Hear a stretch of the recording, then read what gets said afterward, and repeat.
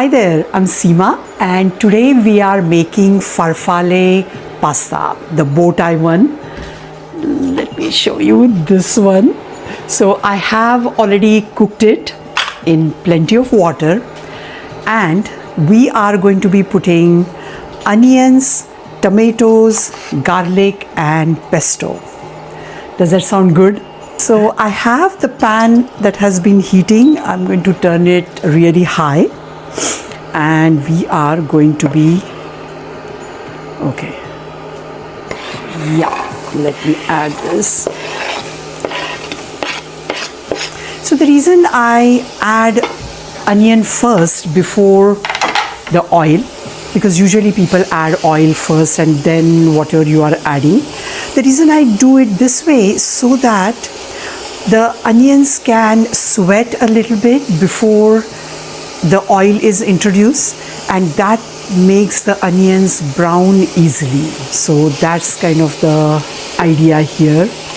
The oven has been preheating for 500 Fahrenheit, really high temperature, and as a broil. Onions have started sweating and jumping a little bit.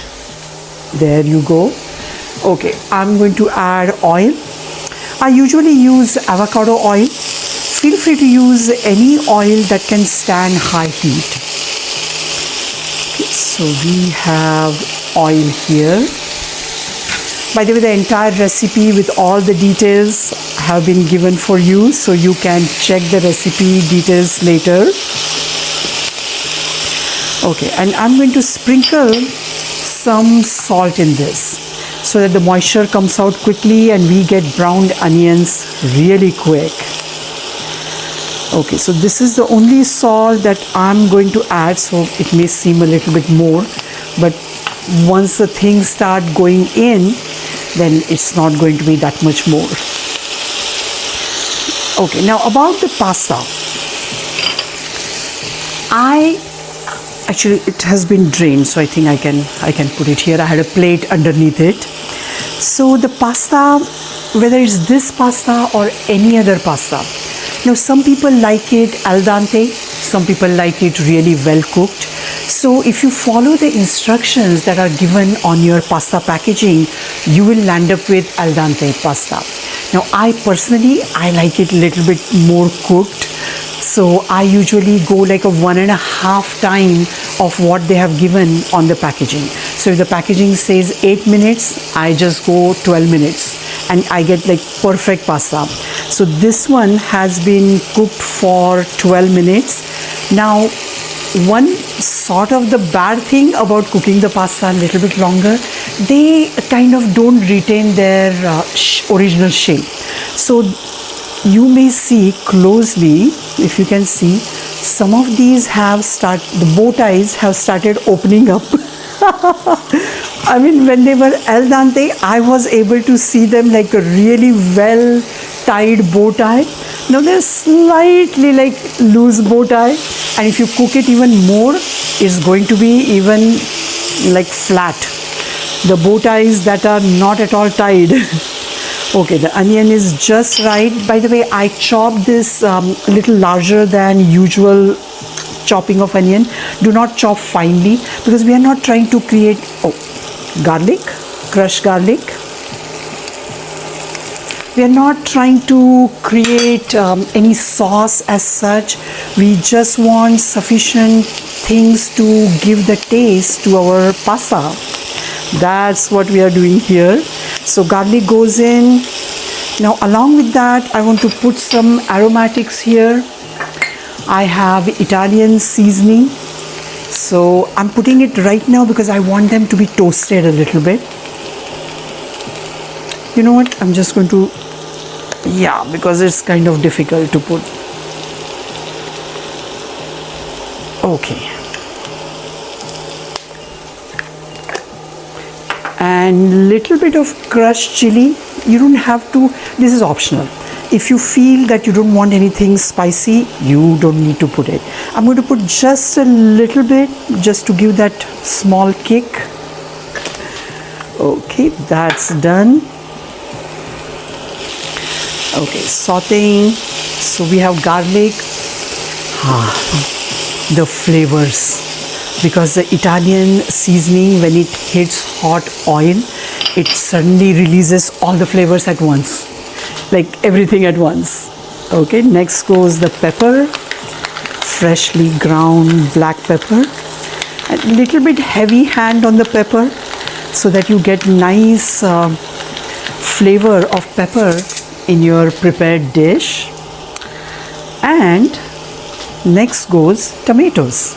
So these are chopped tomatoes, and I'm just going to mix it just for a second here before introducing the tomatoes.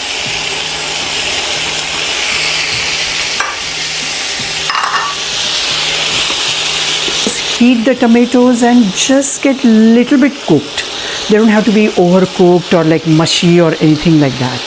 And all this time the heat is on the highest because we want that sear on our onions and we want the tomatoes to be cooked quickly.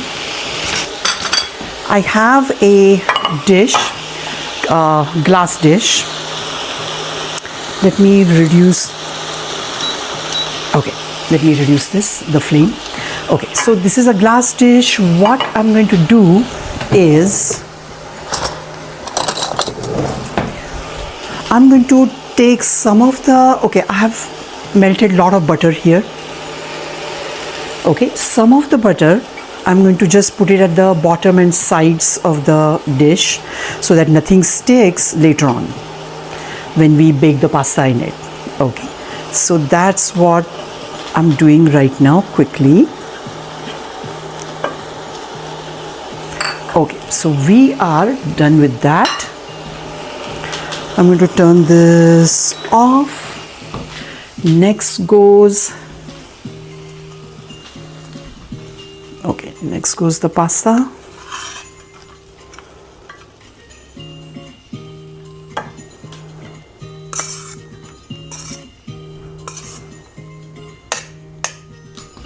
Okay, so this one, the dish I'm making is like sufficient for 8 people or 8 servings rather. So if each one takes 2 servings, then it's good enough for 4 people. Okay, so we are just going to dropping some things here. Okay. Okay. So we are done with layering. So we are creating sort of layers essentially, and after we bake it everything will kind of come together. Let me just a little bit mix it. Okay, if the thing was a little larger I would have mixed it better, but just slightly mixing so that the onions and tomatoes just don't remain on the top. That's the only thing I'm trying to do here. Slightly messy, but whatever happens, happens. And I'm glad you are here so that you can see what's happening here. Okay, next. Okay, before we create the topping, I have store-bought pesto. So I'm just going to drizzle that all over our pasta. Okay, drizzling. I love pesto, whether it's homemade, store-bought. You give me any pesto. By the way, this is like very traditional pesto, but you can make it with any nuts of your choice. I mean, if you like pistachios, then that's a really good nut to be used for pesto. Okay, now we are going to be mixing the topping and then put it on the top. So here we go. I have Italian breadcrumbs. You can also use panko breadcrumbs, the Japanese breadcrumbs. These are Italian breadcrumbs and they have the Italian seasoning in them. Okay, actually these were the remaining breadcrumbs, so I'm just going to dump all of it because I like that crunchy topping on the top that makes the dish taste really nice. Okay, so Italian breadcrumb goes first, then shredded Parmesan cheese. And if you can believe, this is actually a 1/3 cup measure. So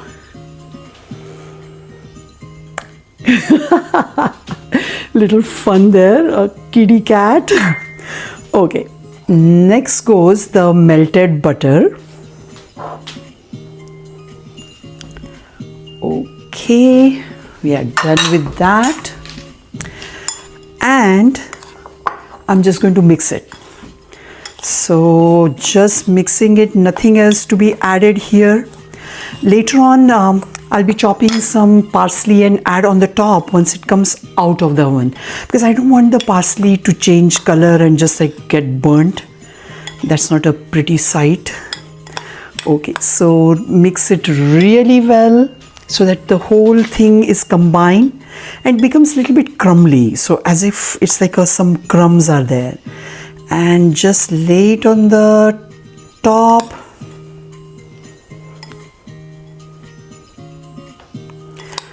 Okay,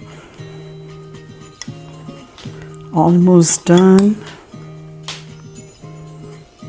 I'm glad we use all the breadcrumbs, because this topping is the most fun part of the pasta. Do you agree?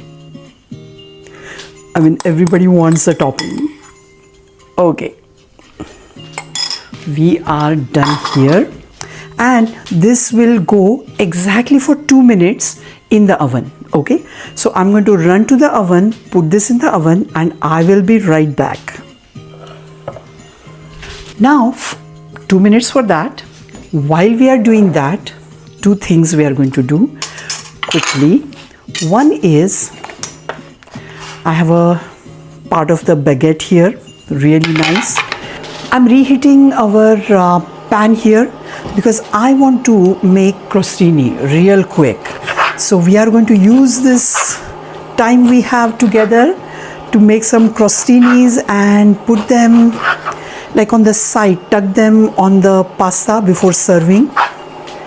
So not only they look nice, but they will be really nice side dish, and we didn't even have to work that hard to create.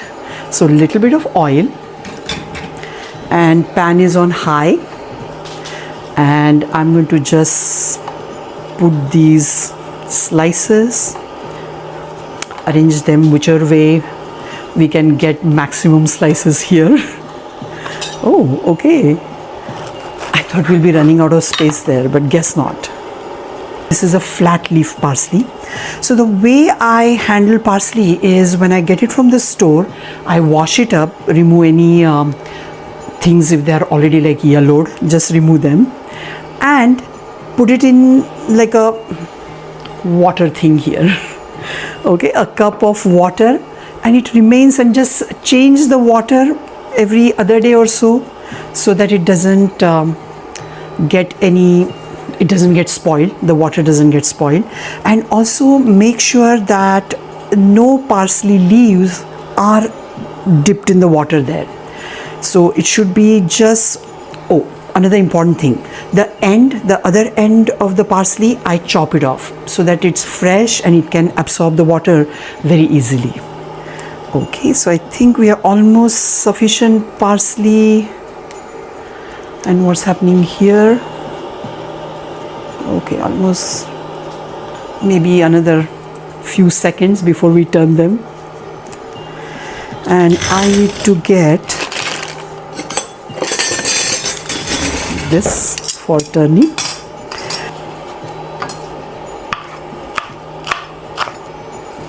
I'm going to quickly check on our thing, okay? Hold on. Sorry about that. Okay, just 1 second. I'm going to set it right here. Whoa! Okay, it's not like totally burnt, but it was getting there. Here are the crostinis we made. Okay, and maybe just a couple of more, and then we will give it a taste. Okay, I'm not putting there because then you cannot see what's happening inside here. Okay, let me set this here. I'm going to get a good bite that has pasta, trying to create a little smaller and manageable bite. Okay, and then some of the toppings. Okay, you know what? This is a good bite. What do you think?